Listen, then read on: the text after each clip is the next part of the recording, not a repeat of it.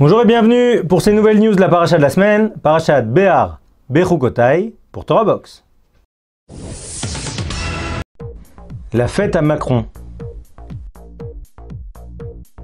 L'AMF a bloqué 138 sites de Forex.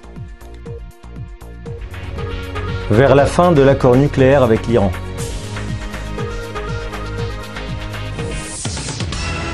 Alors, on termine le livre de Vaïkra avec Behar et Bechukotai. Behar, principalement les lois de la Shemitah, donc de la mise en jachère des terres après 7 ans, et du Yovel, c'est-à-dire l'idée que chaque cycle de 7 ans, eh bien, on finira l'année 49 par une fin de Shemitah, donc encore une année de Shemitah, et l'année 50 par l'année du Jubilé, l'année du Yovel, avec toujours l'idée que, eh bien, chaque propriété revient à son statut d'origine. C'est-à-dire que quand la terre a été partagée, elle a été partagée au tirage au sort selon le nombre d'habitants par tribu.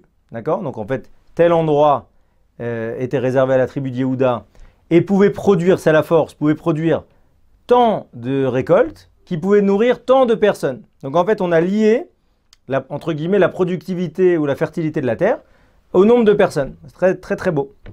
Et du coup, le truc, c'est que quand on se marie, alors, quelque part, finalement, au fur et à mesure des ventes, on modifie l'équilibre, soit à l'intérieur de la tribu, soit entre les tribus. Donc, du coup, il y a un principe qui est que chaque 7 ans, on doit laisser la terre en jachère, c'est-à-dire que tout le monde peut venir manger dessus. Donc, l'idée étant de ne pas se sentir propriétaire. Et chaque 50 ans, eh bien, on rend la terre achetée au propriétaire initial. Donc, en fait, on casse quelque part la notion de capitalisme, si bien que finalement, quand on achète quelque chose, eh bien, on achète une option, on achète comme un bail amphithéotique. Ça veut dire qu'on achète 48 années ou 45 années de récolte ou d'occupation des sols. Alors c'est comme ça que ça fonctionne. Et ensuite, parachat Bechukotai, qui vient expliquer notre rôle sur cette terre. Une fois qu'on aura pris possession de la terre, eh bien, le rôle des Juifs sur la terre d'Israël, c'est d'étudier. Et fondamentalement, en fonction de leur capacité ou non à être connectés avec la sainteté, eh bien, ils pourront ou non rester sur la terre. Alors, la fête à Macron cette semaine, quel lien avec tout ça ? C'est très fort. C'est-à-dire que finalement, on a une résurgence des mouvements d'extrême gauche, donc des syndicats. Alors, évidemment, tout commence avec les syndicats de cheminots, mais c'est l'ensemble du syndicalisme, l'ensemble de l'extrême gauche, qui remonte sur la gauche socialiste, et fondamentalement sur ce qui reste de PS, en disant, mais attendez, Macron, finalement, le président, vient avec une politique extrêmement libérale. D'ailleurs, il veut mettre fin à l'exit tax. Il veut finalement booster le capitalisme au sens l'utilisation des moyens de production qui, dans une terminologie marxiste, eh bien, c'est ceux qui détiennent les moyens de production qui continuent à créer de l'écart entre les plus riches et les plus pauvres. Et même dans la nouvelle imposition et le nouvel ISF, l'idée c'est de transférer cet argent des riches bloqué quelque part dans l'immobilier, le transférer dans l'appareil productif et finalement, encore dans un schéma marxiste, dire voilà, il ne fait qu'encourager cet écart avec cette exploitation plus large du prolétariat.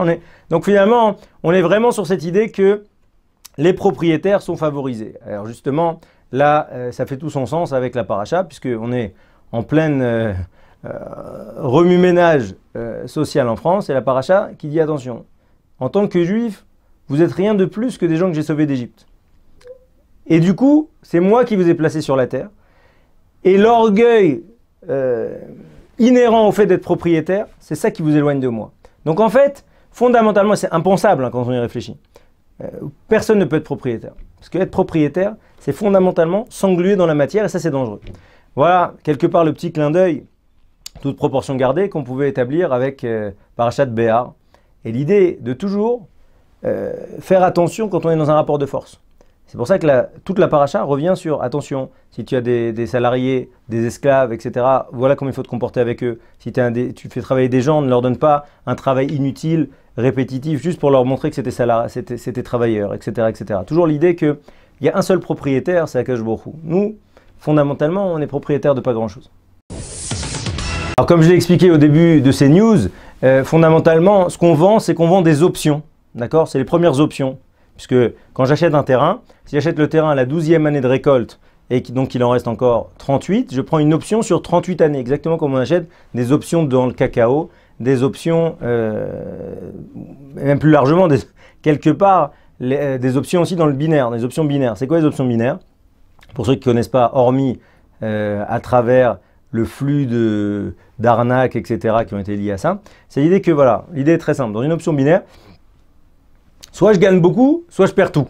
D'accord? Donc l'option binaire peut dire, par exemple, j'imagine que l'euro sera au-dessus de 1,35 $. Enfin, je sais pas que j'imagine. Je parie que l'euro sera au-dessus de 1,35 $ dans sa parité au 1er juin. Si oui, je gagne, donc je paye, mettons 100 $ pour gagner 80 $. Je prends une option sur ce pari-là. Et par contre, s'il n'atteint pas les 1,35, d'accord, eh bien, je perds tout. Donc du coup, on est évidemment dans quelque chose de très risqué et de très dangereux pour les gens qui ne sont pas connaisseurs, puisque quand la Torah met en garde sur le fait qu'on doit vendre année par année en prenant énormément de précautions, pareil quand on rachète un esclave juif qui a été acheté par des goïms, on doit faire extrêmement attention. Pourtant, il vit chez des goïms, avec tous les dangers inhérents, à savoir que fondamentalement il peut s'assimiler, etc., etc. Eh bien, malgré tout, on fera hyper attention à payer exactement ce qu'ils doivent recevoir. C'est-à-dire que s'il a été vendu par exemple pour 500 € pour 7 ans, eh bien je prends un ratio de qu'est-ce que ça coûte une année et je dois payer exactement au prorata du nombre de jours ce qui lui reste. Donc, à quel point je fais attention à ne pas léser l'autre et à ne pas le placer dans une situation où il est mal informé. Eh bien, c'est tout ce point-là. Alors, cette semaine, l'AMF a annoncé que depuis 2014, eh bien, donc l'AMF c'est l'autorité des marchés. C'est-à-dire qu'en fait, c'est l'organe de régulation des marchés en France. Mais ils ont annoncé qu'ils ont fermé 138 sites internet depuis 2014. Et ils en ont déconseillé 145 qui ne pouvaient pas justement fermer puisqu'ils étaient trop loin géographiquement ou trop bien camouflés. En tout cas, l'idée étant qu'on doit toujours garder en tête qu'en tant que juif, on doit être irréprochable sur son rapport à autrui dans les affaires d'argent. Et avec toujours cette idée qu'il y a marqué à X reprises dans la paracha, Ve'yaretem et Hashem Elokecha. Et vous craindrez, tu craindras, pardon, Hashem ton Dieu. Pourquoi il y a marqué ça? Pour te dire que Akadosh Baruch Hu, il sait ce qui se passe dans ta tête.